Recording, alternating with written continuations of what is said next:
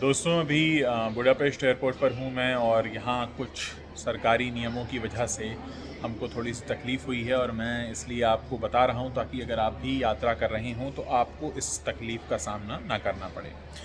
मुझे बुडापेस्ट से मुंबई वापस आना है। मैंने दोनों वैक्सीन्स लिए हुए हैं, साथ ही मेरा जो एनटीपीसीआर टेस्ट है वो भी नेगेटिव है।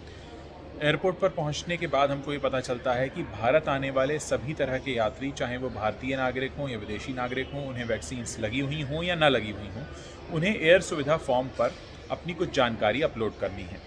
यहाँ तक तो सब कुछ ठीक था, लेकिन जब मैं एयर सुविधा के पोर्टल पर गया और मैंने वहाँ कोशिश की उसे अपलोड करने की, तो कई सारी दिक्कतों का मैंने सामना किया।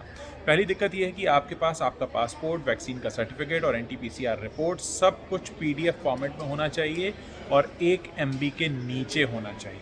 आमतौर पर ऐसा नहीं होता है। आप अगर अपने जीमेल को या अपने मेल को खोल कर देखेंगे तो बहुत कम ऐसी फाइल्स होंगी जो पीडीएफ होंगी, डिटेल्ड होंगी और 1 MB से कम होंगी।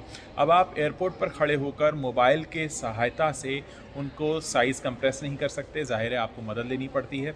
मैंने भी मदद ली अपने दोस्त की और कतर एयरवेज़ की, उन्होंने मेरी मदद की। लेकिन सबसे बड़ी बात यह है कि इस सब में कुछ वक्त ख़राब हुआ और साथ ही एक दिल की धड़कनें भी बढ़ी हुई थी कि क्या फ़्लाइट छूट जाएगी, ये कैसे नियम है। आपने वैक्सीन लगाई हुई है, आपके पास वैक्सीन का सर्टिफिकेट है, आपके पास मेल पर है, उसकी हार्ड कॉपी है, आपने एनटीपीसीआर टेस्ट कराया है, सारी सब कुछ आपके हाथ में है, सामने है।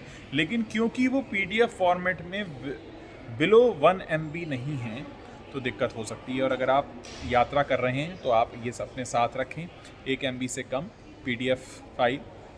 और साथ ही जो अब आप अपनी फ़ाइल का नाम लिखें तो उसमें कोई नंबर या कोई स्पेशल कैरेक्टर मत डालिएगा, तब भी वो एक्सेप्ट नहीं करेगा। तो इतनी सारी टेक्निकलिटीज़ हैं, तब आप इससे बच सकते हैं। तो उम्मीद है मेरी ये जानकारी आपके काम आएगी। इस वीडियो को करने का मकसद सिर्फ़ और सिर्फ आप लोगों को ये बताना है कि कुछ तैयारियां हमें पहले से करनी होती हैं।